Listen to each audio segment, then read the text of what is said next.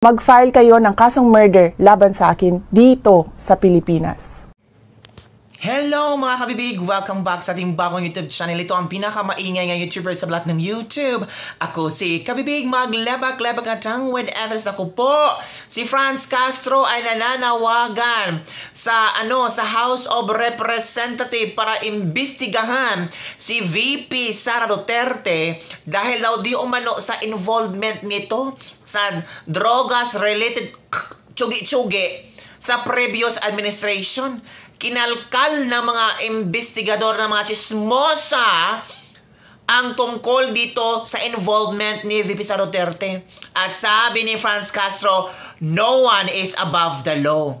Hindi pa nga napatunayan, no one is above the law agad, Franz Castro. Alleged pa lang, no one is above the law. Napaghalata talaga, Franz Castro, na insecure ka ni VP Sara Duterte. Puro na lang VP Sara Duterte ang tinitira mo. Bakit, Castro? Gusto mo bang mag-DepEd Secretary?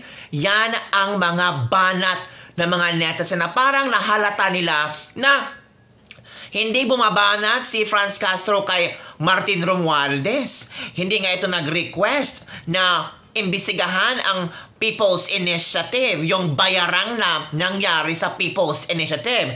Pero tungkol sa mga Duterte, tungkol kay VP Sara Duterte, ay agad-agad nagbigay na kayong official statement. Sabi niya, no one is above the law. So kailangan talaga na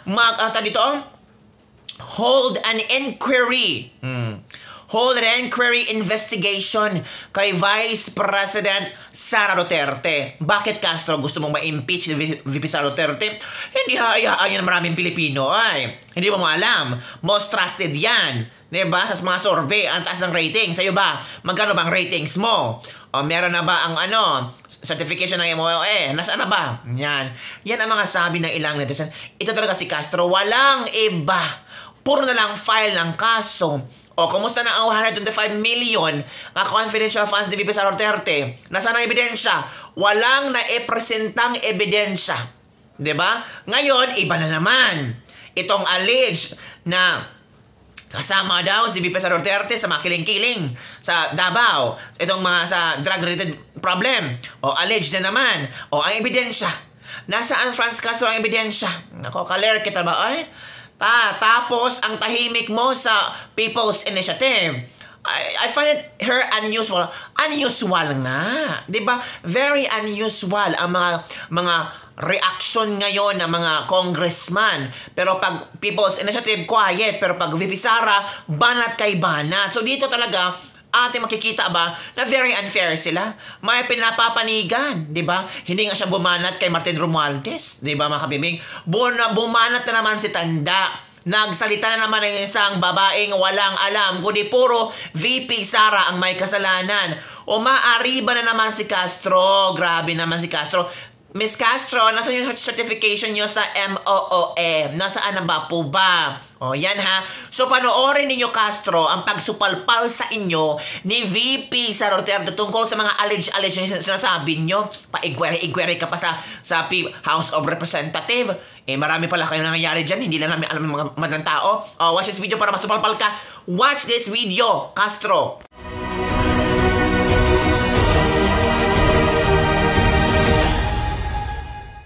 Mga kababayan, Assalamualaikum.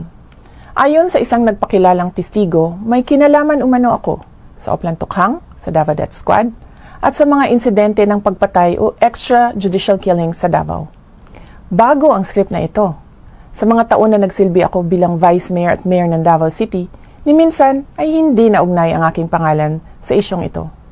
Bigla na lang nagkaroon ng testigo laban sa akin nang mahalal ako na Vice President. At kabilang na nga ako ngayon sa mga akusado sa International Criminal Court.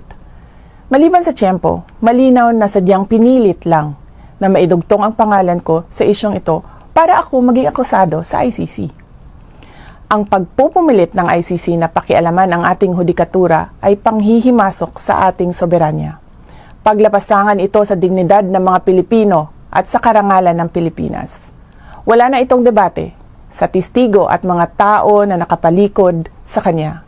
Mag-file kayo ng kasong murder laban sa akin dito sa Pilipinas.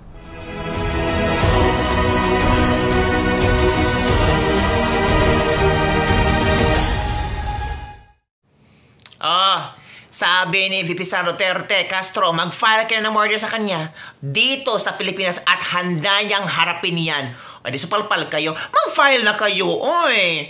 Mag-file na kayo.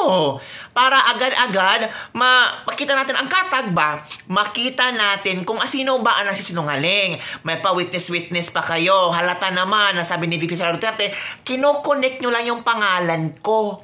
Nung mayor ako, nung vice mayor ako, hindi ko narinig yung pangalan ko na kinoconnect sa mga issue na ito na wala namang klarong testigo, walang klarong ebidensya.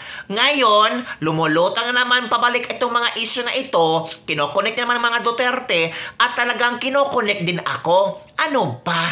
Ano bang gusto nyo? Ang gusto nyo, ma-impeach ako? Ang gusto nyo, makulong ako? Mag-file kayo ng kaso. Oo, para ma-connect yung pangalan ko sa ICC, para dungisan yung pangalan ko sa ICC. Mag-file kayo ng kaso dito sa Pilipinas. O, di ba? Isang malaking sampal sa mga oportunistang mga feeling kaayon kabalo. O, tingnan nyo na ngayon, ano nangyari? O, so ano na ngayon? Ano kaya isasagot ni Franz Castro nito? Sabi ni Franz Castro, no one is above the law. Ano isasagot mo kay VP Sara Duterte? Mag-file ka! Mag-file ka agad-agad! O, may hudyat na kay VP Sara Duterte mag-file kayo ng kaso. Mag-file na bukas, Castro. Let's see kung ano ang mangyayari sa kaso mo. Sino pa bang hinihintay nyo? Di ba may ano kayo? May ebidensya? May testigo kayo? Mag-file na agad-agad. Diba? Hinahamon namin si Franz Castro at yung mga sinasabi dyan, mag-file kayo. Sabi kay Franz Castro, kailangan talaga na mag-House Representative tayo na inquiry tungkol sa alleged involvement ng ating VP. Ayaw ni VP Sara Duterte ng mga inquiry. Agad-agad mag-file ng kaso. Ano pa ba? Para pahiyain lang si VP Sara Duterte sa House of Representatives. Alam naman natin na ang House of Representatives parang ayaw, parang marami ang galit kay VP Sara Duterte. Agad Supreme Court. Di ba sabi ni Kibuloy, bakit ako pupunta sa Senado ni Risa Hontiveros? Kung meron kayong solid na evidence, Supreme Court agad. File kayo agad. Same kay VP Sara Duterte. May solid ebidensya kayo? File. Supreme Court. And I'm sure naman naharapin natin ni VP Sara Duterte. Kasi alam niyang wala siyang kasalanan. Yon ang mga taong walang kasalanan. Sila pa magsasabing mag-file kayo. O ano? Ngangano? Pahiya. Yan na mga kabibig. Sabi ko nga sa inyo dapat confident ang mga taong ito. Pero I'm sure parang malilimot na lang din ito. Diba? So, yun lang mga kabibig ang ating latest lebak-lebak for today. Don't forget to like, subscribe, and share this video para sa more information and updates sa ating mga politiko, sa showbiz. Ang dami mga kabibig. Yan lang po. Bye everyone. See you next time.